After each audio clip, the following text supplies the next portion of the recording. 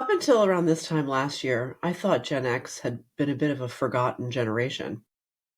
Us Gen Xers were famously feral, squeezed between arch narcissist boomers and the spoiled offspring of their second marriages, the millennials. We were cynical because we came after the hippie years and the Wall Street big money years and missed out on both. We were battle tested from our parents' divorces, from riding bikes without bike helmets, and from getting blackout drunk in city parks and tripping balls in fields. When we tell stories from our childhoods and teen years, we laugh deep belly laughs, and then we notice our Gen Z interlocutors staring at us aghast. We have always been, to use an old word, kind of gnarly. When Trump picked J.D. Vance as his running mate, I inwardly sighed.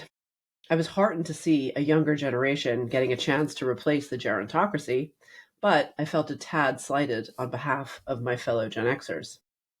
It turns out, though, I didn't need to worry, because the feat of re-electing Donald J. Trump, after everything the swamp threw at him, was largely down to Gen X.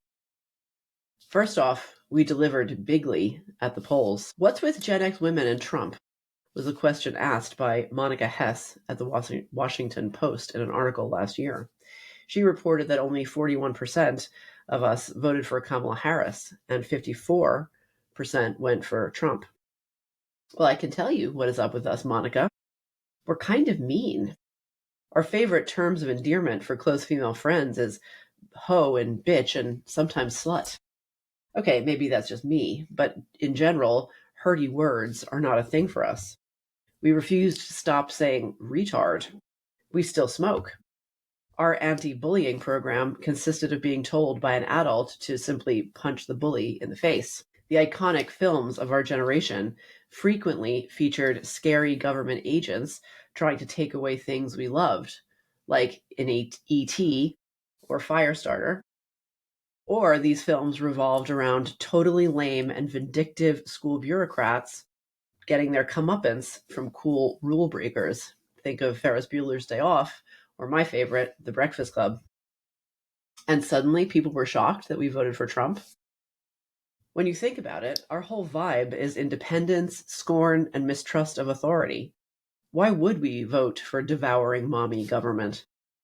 We'll take our chances with the roller coaster of chaos that is Trump, because it reminds us of our unstable childhoods. And, more importantly, because we are fucking done with woke scolds, entitled brats who never had to fight their own corner, telling us what to do. Since my early 20s, I've yearned for a real change agent to come along and implement some real policy fixes.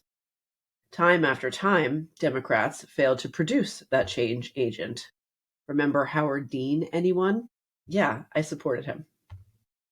Trump Series 1 also failed to be that change agent. However, Trump Season 2 is a whole nother story. And who are his most influential allies? Gen Xers like Elon Musk, born in 71, Megyn Kelly, born in 1970, Joe Rogan, born in 67, Dana White, and Tucker Carlson, born in 1969. Right after last year's election, I came across a video of former Arkansas Governor Mike Huckabee playing heavy metal music with Korn's Brian Welsh, incidentally born in 1970. The video was originally filmed in 2019, but was being shared again because Huckabee at the time had just been nominated as ambassador to Israel. There was just something about him shredding on his bass guitar that awoke this 1993 version of me, the 16-year-old who would drink beers and rock out to Guns N' Roses in the nightclub I had illegally entered with my fake ID. And that's when it came to me. This whole Trump moment is a Gen X fever dream come true. It's a band of outcasts and misfits, tough men and straight-talking women. Rogues and rakes, maybe, but we'll take that over prissy nagging and hypocrisy any day. We were raised on Han Solo and Chewbacca.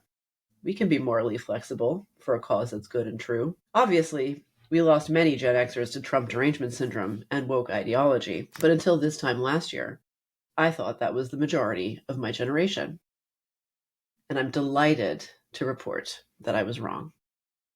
And thank you for saving culture with me.